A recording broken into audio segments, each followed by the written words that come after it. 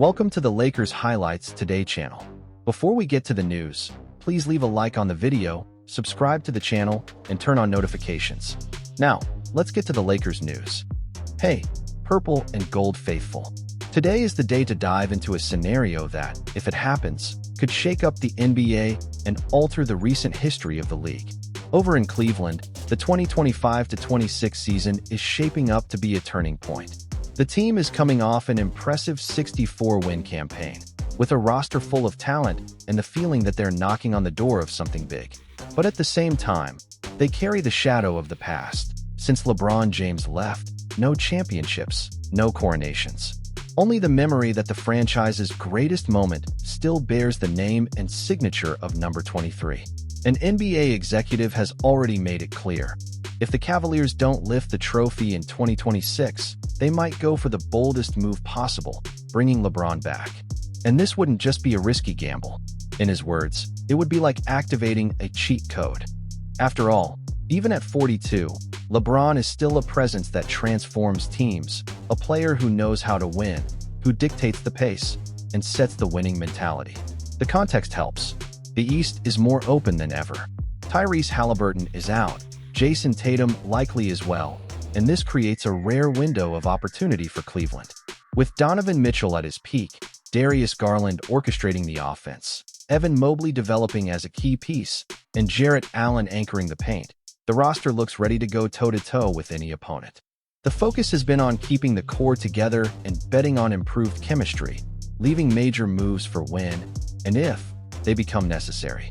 But what if the plan doesn't work? That's where LeBron's name enters the conversation with force. His contract with the Lakers runs until the summer of 2026, but rumors of a strained relationship with the front office have already been circulating. And with Bryce James potentially entering the NBA in the coming years, retirement doesn't seem to be in the immediate plans.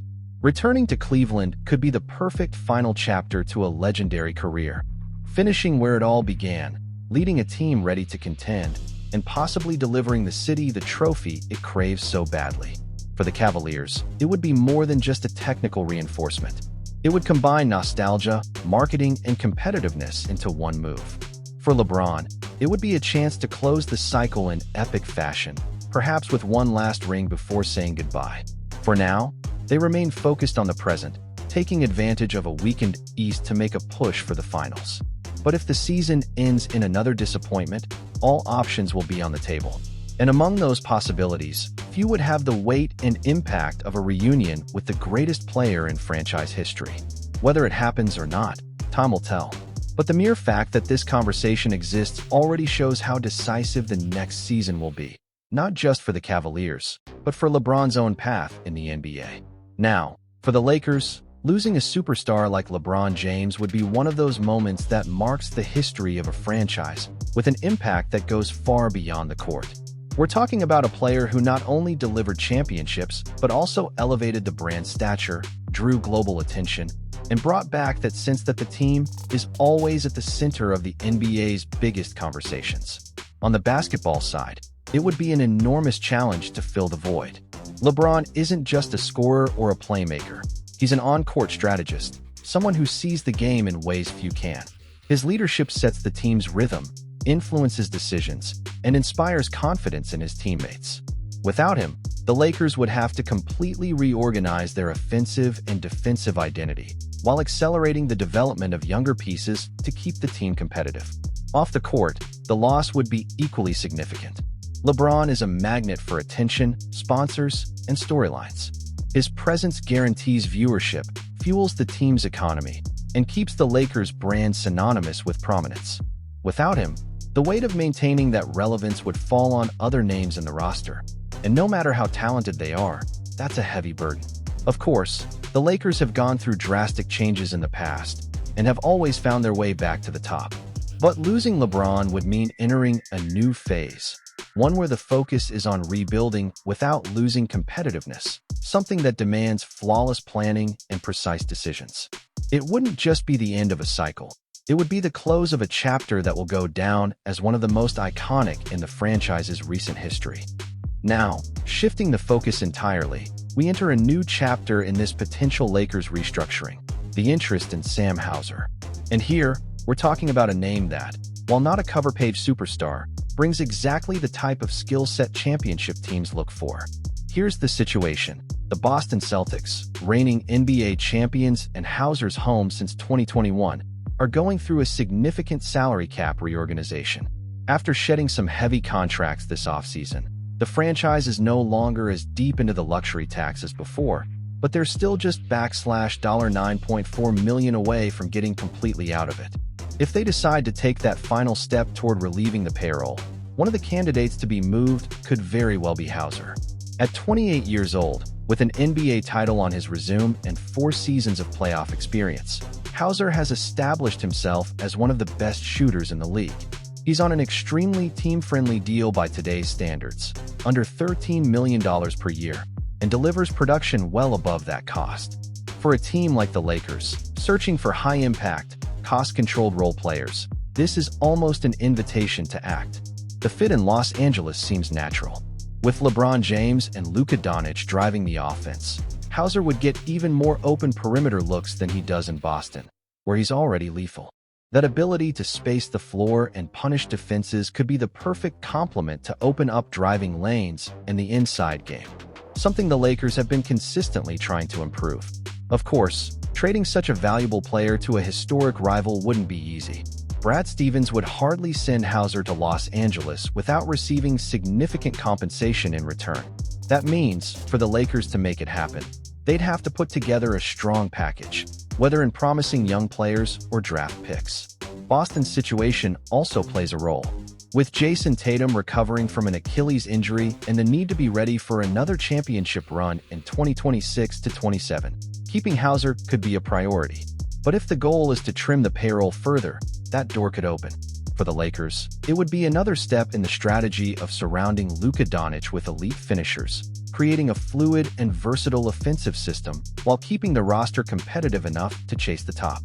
Hauser wouldn't be coming in to be a star, but rather to be the type of player who, in crucial playoff games, can swing momentum with a deadly stretch of three-pointers.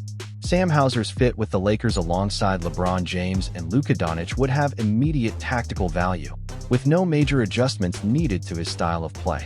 Hauser is, essentially, a floor spacing specialist, and that becomes even more effective when he's surrounded by 2 players who draw as much defensive attention as LeBron and Luka.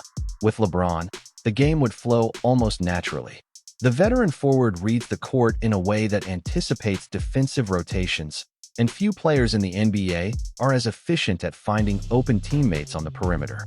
Hauser, with his quick and consistent shooting mechanics, could benefit from precise passes coming off drives or LeBron's trademark kickouts. In transition, Hauser would be another dangerous weapon, with LeBron pushing the ball and Hauser spotting up on the wings for open threes against retreating defenses.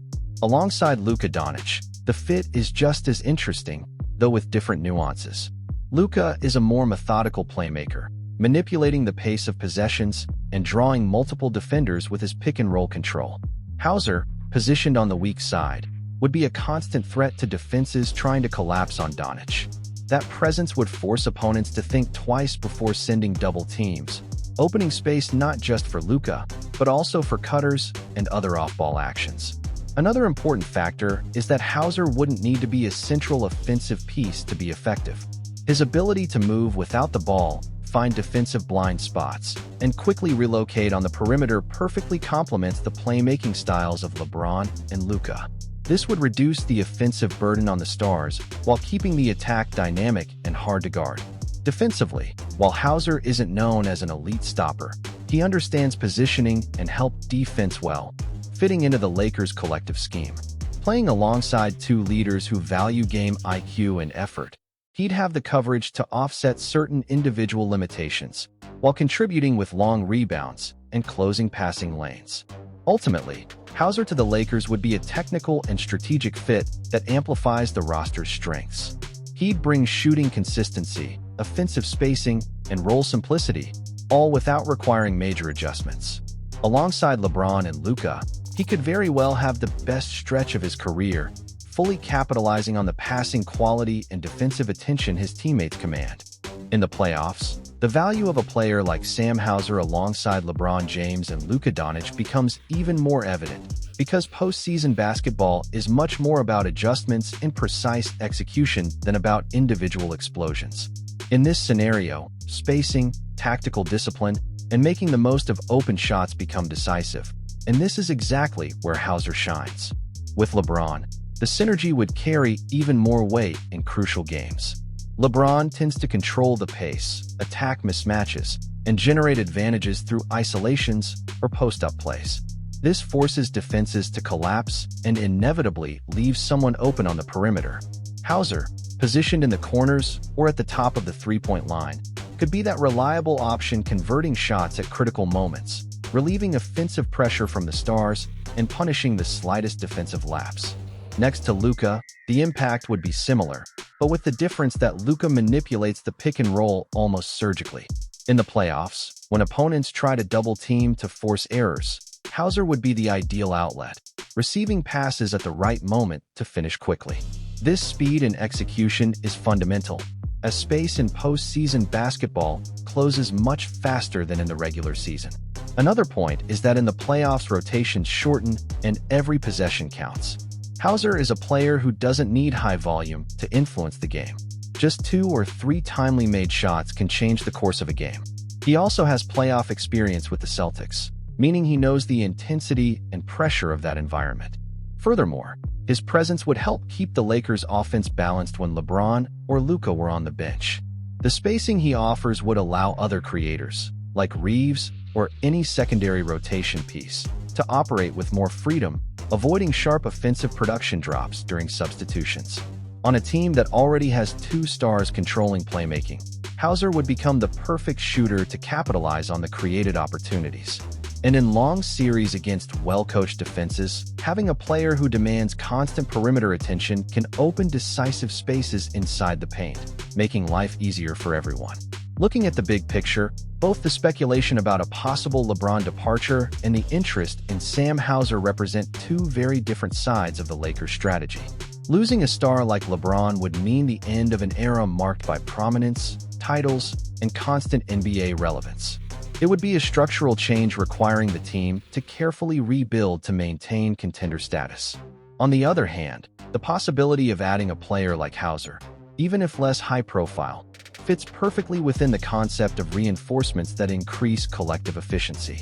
He doesn't come to replace LeBron's greatness, but to optimize the game of the stars who remain, offering spacing, consistency, and tactical intelligence, essential attributes for any team aiming for championships. Speaking collectively, it's clear that these moves show a Lakers organization attentive to 2 scenarios: the present, trying to keep the team competitive around the current stars, and the future, securing pieces that can sustain a high level even amid changes in the core roster. Hauser represents an immediate value complementary reinforcement, while a possible LeBron departure is a factor that will require a bigger, bolder replacement plan. The success of these moves will directly depend on the timing and coherence between them. If LeBron leaves, the Lakers will need to compensate not only in talent, but also in leadership and impact both on and off the court. Meanwhile, Hauser's arrival alone doesn't transform the team into a favorite, but adds an important layer to a style of play based on creating high-quality shots. Ideally, the franchise would keep LeBron and still bring in Hauser, strengthening the roster to compete at the highest level. Now I want to hear from you. What do you think? Do you believe the Lakers should go all in to keep LeBron and still bring Sam Hauser to reinforce the roster alongside Luka Doncic? Leave your opinions in the comments. Until next time, Lakers Nation.